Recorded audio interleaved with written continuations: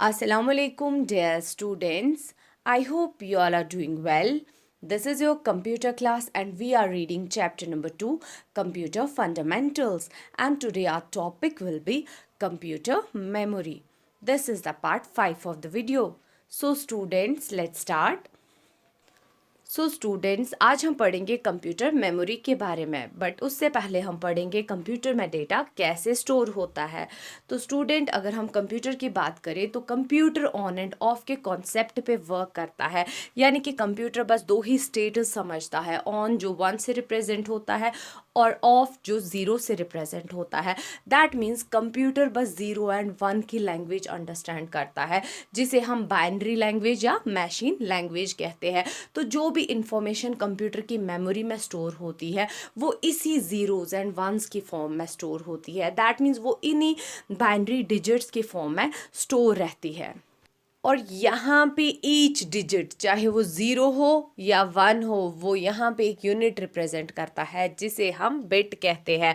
और जब यही 8 बिट्स मिल जाती है उन्हें एक बाइट कहा जाता है। तो जो कंप्यूटर की मेमोरी होती है उसको हम इन्हीं बिट्स और बाइट्स में मेजर करते हैं।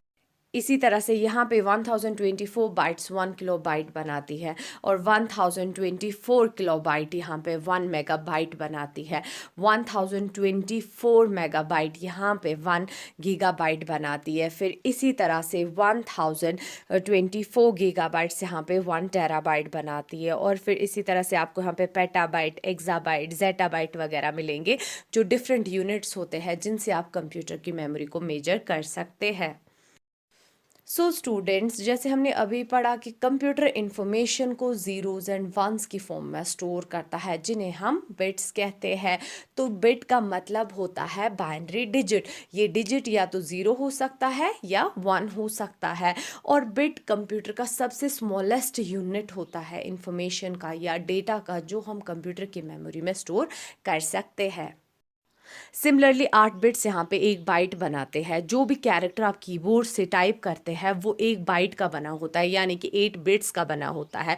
यहाँ पे हर एक कैरेक्टर का अपना एक आस्की या न्यूमेरिकल वैल्यू होता है। तो जो ही आप कीबोर्ड से कोई भी की एंटर करते हो तो उसका आस्की वैल्यू जो है वो बाइनरी फॉर्मेट में कन्वर्ट होके 8 बिट्स की फॉर्म में स्टोर रहता है। जैसे आप यहाँ पे देख सकते हैं, अगर मैंने कैपिटल A टाइप किया तो ये एक्चुअली कैसे स्टोर हुआ, ये 8 बिट्स की फॉर्म में स्टोर हुआ। 0100000001 फॉर्मेट में स्टोर हुआ, जो कि 1 बाइट के बराबर होता है। कंप्यूटर मेमोरी, तो स्टूडेंट्स, अगर हम कंप्यूटर मेमोरी की बात करें तो इसका इस्तेमाल किया जाता है डेटा और इन्फॉर्मेशन को स्टोर करने के लिए। चाहे हम कंप्यूटर को इनपुट में डेटा और इंस्ट्रक्शंस दे रहे हो, या चाहे हमें अपनी फाइल्स को फ्यूचर पर्पस के लिए प्रिजर्व करना हो, सेव करना हो, तो उस टाइम हम कंप्यूटर मेमोरी का इस्तेमाल करते हैं। और कंप्यूटर मेमोरी के 2 कैटेगरीज होती है, यानी कि कंप्यूटर मेमोरी 2 टाइप्स की होती है। First one is primary memory and second one is secondary memory. We will first learn about the primary memory.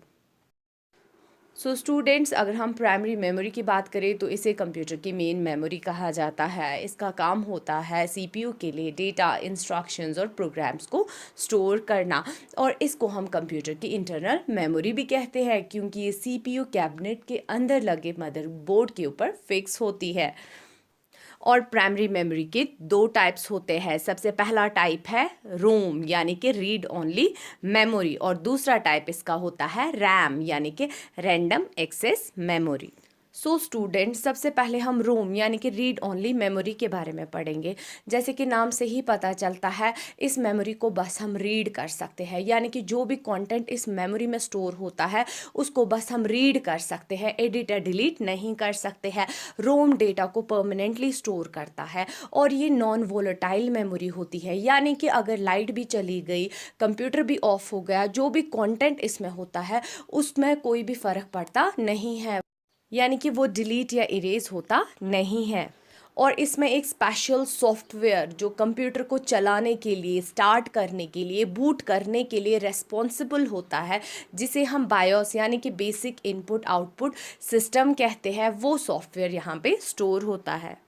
और स्टूडेंट्स, आप यहाँ पे देख सकते हैं रोम चिप जो कि मदरबोर्ड पे लगी होती है। तो चलिए स्टूडेंट्स, अब हम रैम यानी कि रैंडम एक्सेस मेमोरी के बारे में पढ़ते हैं। इस मेमोरी को रीड और राइट मेमोरी भी कहा जाता है, क्योंकि यहाँ पे हम डेटा को रीड भी कर सकते हैं, राइट भी कर सकते हैं। ये मेमोरी वोलेटाइल होती है, यानी कि ये मेमोरी डेटा, इंस्ट्रक्शंस और प्रोग्राम्स को टेम्पररी पर्पस के लिए स्टोर रखती है। यानी कि जब तक पावर सप्लाई ऑन होती है तब तक रैम इंफॉर्मेशन को स्टोर करके रखता है, और जो ही पावर सप्लाई ऑफ हो जाती है तो जितनी भी इंफॉर्मेशन, जितना भी डेटा रैम में स्टोर होगा वो सारा का सारा इरेज हो जाता है, डिलीट हो जाता है। और स्टूडेंट्स, ये आप देख सकते हैं स्क्रीन पे, ये रैम है। ये एक बोर्ड जैसा दिखता है और इस पे छोटी छोटी चिप्स लगी होती है, और इस रैम को भी मदरबोर्ड पे ही लगाया जाता है। Now we will learn about the secondary memory. So students, secondary memory को कंप्यूटर की एक्सटर्नल मेमोरी भी कहा जाता है। डेटा को लॉन्ग टर्म तक स्टोर करने के लिए हम सेकेंडरी मेमोरी का इस्तेमाल करते हैं। इसकी हेल्प से हम अपने डेटा को चेंज कर सकते हैं, प्रिंट कर सकते हैं, कॉपी कर सकते हैं, मूव कर सकते हैं और इवन डिलीट भी कर सकते हैं। तो आप यहाँ पे अपने डेटा को किसी भी तरीके से मैनिपुलेट कर सकते हैं। सेकेंडरी मेमोरी को कंप्यूटर की परमानेंट मेमोरी भी कहा जाता है, क्योंकि जो भी डेटा और फाइल्स यहाँ पे सेकेंडरी मेमोरी में स्टोर होती है वो पावर ऑफ होने से उन पे कोई भी असर नहीं पड़ता, यानी वो डिलीट या इरेज नहीं होती। और सेकेंडरी मेमोरी की हेल्प से आप इजीली अपने डेटा को एक प्लेस से दूसरे प्लेस तक ले जा सकते हैं। यहाँ पे आपको डिफरेंट सेकेंडरी स्टोरेज डिवाइसेस मिलेंगे, जैसे कि हमारे पास हार्ड डिस्क है, कंपैक्ट डिस्क है, डीवीडी और पेन ड्राइव है।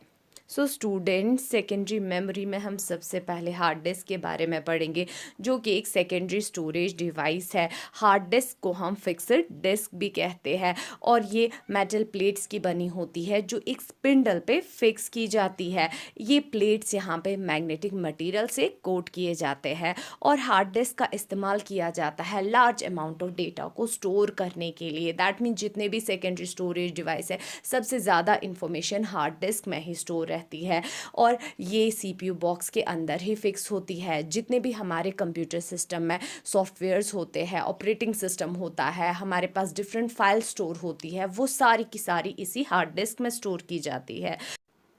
और हार्ड डिस्क में आपको डिफरेंट स्टोरेज कैपेसिटी वाली हार्ड डिस्क मिलेगी। यहाँ पे आपको 80 GB, 120 GB, 500 GB, 1 टेराबाइट या उससे भी कई ज़्यादा हाई स्टोरेज कैपेसिटी वाली हार्ड डिस्क मिलेगी, तो जो आप अपनी रिक्वायरमेंट के अकॉर्डिंग चूज़ कर सकते हैं। और स्टूडेंट्स, यहाँ पे हम नेक्स्ट सेकेंडरी स्टोरेज डिवाइस के बारे में पढ़ेंगे, जो कि है CD रोम, यानी कि compact disc read only memory. ये बहुत थिन डिस्क होती है और इसकी शेप सर्क्यूलर होती है, और इसमें आप लगभग 700 MB तक का डेटा स्टोर कर सकते हैं। आप इसमें इमेजेस, म्यूज़िक, वीडियोज़ या डॉक्यूमेंट्स वगैरह स्टोर कर सकते हैं। और CD रोम को कंप्यूटर की CD ड्राइव में इंसर्ट किया जाता है। और स्टूडेंट्स, यहाँ पे आपको CD के 2 टाइप्स मिलेंगे। सबसे पहला टाइप यहाँ पे है CDR, that means compact disc recordable. इस टाइप की CD में अगर आपने एक बार डेटा स्टोर कर लिया, उसके बाद आप उसको चेंज नहीं कर सकते, डिलीट नहीं कर सकते, बस आप उस डेटा को रीड कर सकते हैं। उसके बाद जो नेक्स्ट टाइप यहाँ पे है CD का, वो है CDRW, यानी कि कॉम्पैक्ट डिस्क रिराइटेबल। यहाँ पे डेटा को स्टोर करके आप उसको इरेज कर सकते हैं, फिर से उसमें नया डेटा स्टोर कर सकते हैं, फिर से उसको इरेज कर सकते हैं, यानी कि इस डिस्क को आप बार बार यूज़ कर सकते हैं। इस वजह से इसको CD रिराइटेबल कहा जाता है। नेक्स्ट स्टोरेज डिवाइसेस DVD, या जिसे हम डिजिटल वर्सटाइल डिस्क या डिजिटल वीडियो डिस्क भी कहते हैं।